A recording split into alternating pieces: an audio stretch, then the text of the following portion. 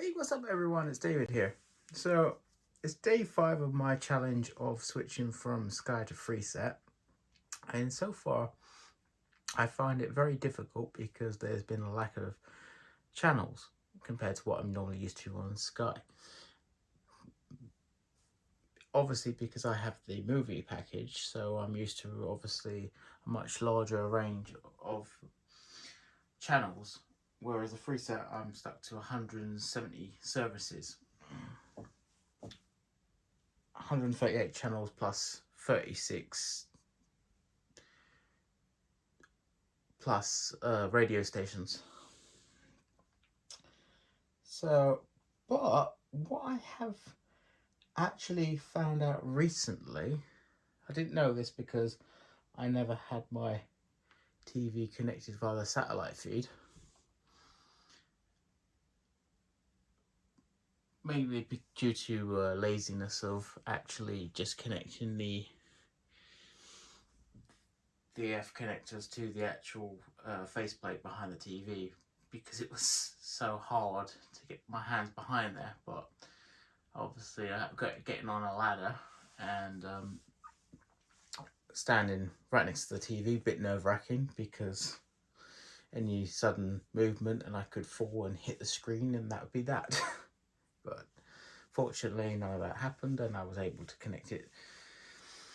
I mean, the other alternative is I could have taken the TV down and connected it that way, but then I still would have to put it back onto the wall, and I'd have to have made a long enough F connector patch cable from the wall plate to the TV in order to be able to do that. So it would just been about like the chicken before the egg kind of thing was going on.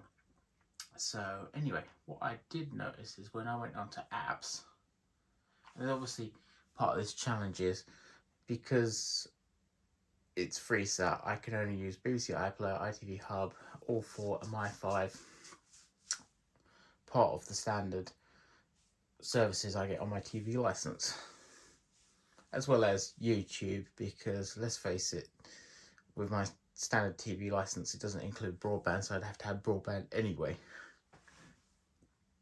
But Netflix and Disney Plus and Amazon Prime are an actual extra added on service that costs money, so I obviously opted for out those. It's just basically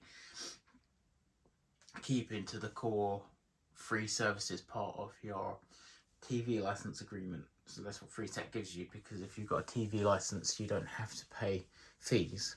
So you're still paying a monthly subscription if you're paying it monthly, but I pay my TV license annually, so obviously that means that I, of course,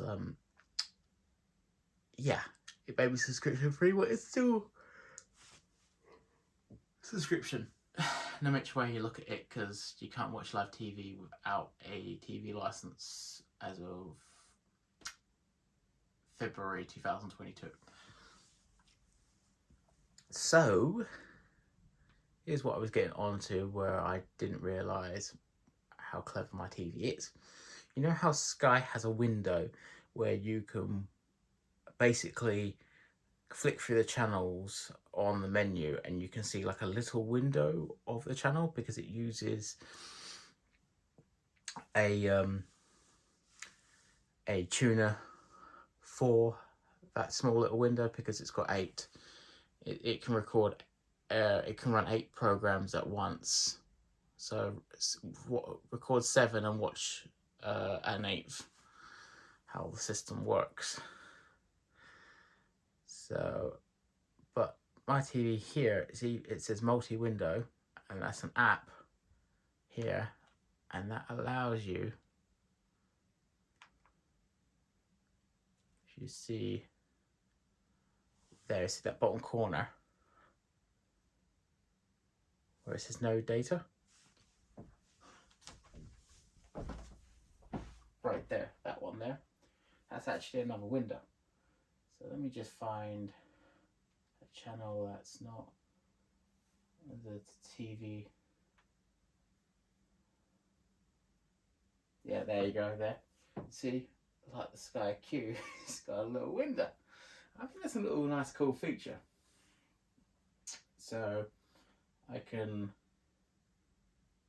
run that, and then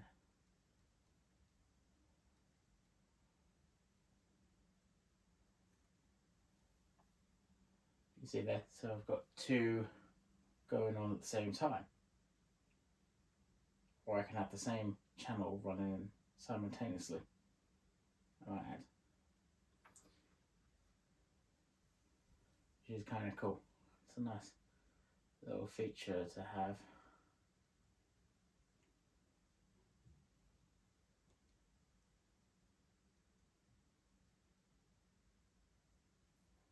Yeah, so because obviously TV agreements and stuff and copyright, I can't obviously show any actual programs running at the time because YouTube will tend to block the video or may even remove it, so I don't want to risk that happening. But as you can see, so obviously my Panasonic TV, that I can do that, and I can also, under the DLNA feature, broadcast the TV channels from the Freesat over to my much older Samsung D800, D8000 TV that's downstairs in my living room. Don't ask me why I've got that, but anyway, this is obviously the cinema room, and I've got the big TV here, and yeah, basically it's where I do all my YouTube videos, as you've seen over the years. So it's just obviously I mainly use this as my own personal screen to make the YouTube videos.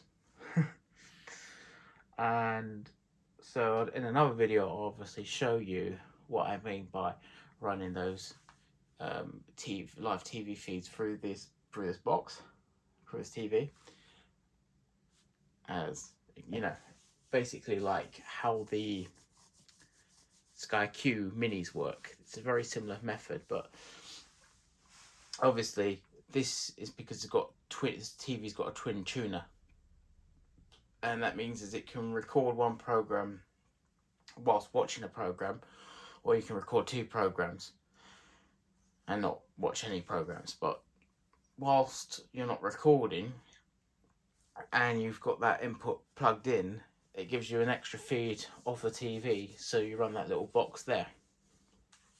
And that's basically like a form of picture in picture, because it's a picture within a picture.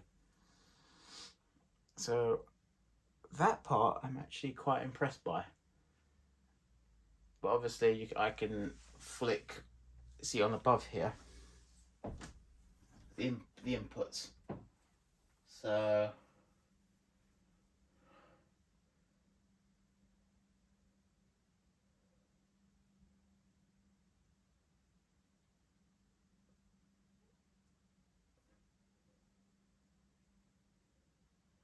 that'll run, argument's sake,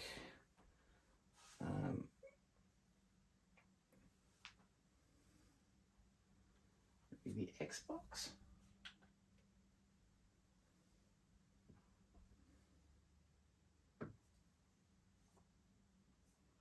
Okay, obviously I want to focus on the Freesat. Switching from Freesat to Skype, so I'll do that in another video.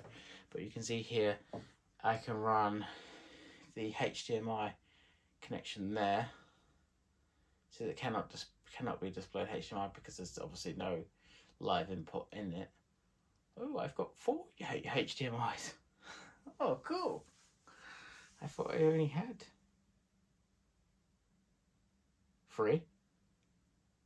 That's brilliant. So let's just go to ID World.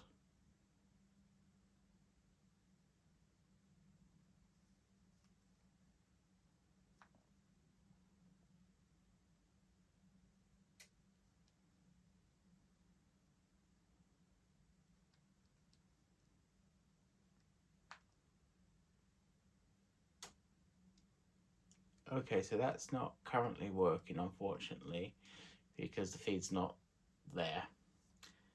It's a bit intermittent, so I only have the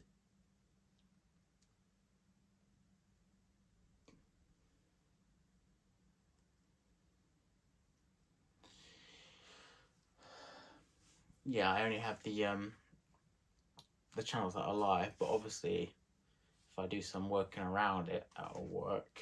But as I've said before, I'm actually struggling with what's being offered at the moment. But appreciate you watching these videos, because some people might find them boring, people might find them interesting, but I think it's great when you actually find out that the TV you've had for a few years actually has some features you didn't know about. So like always, thanks for watching. Don't forget to subscribe. Bye for now.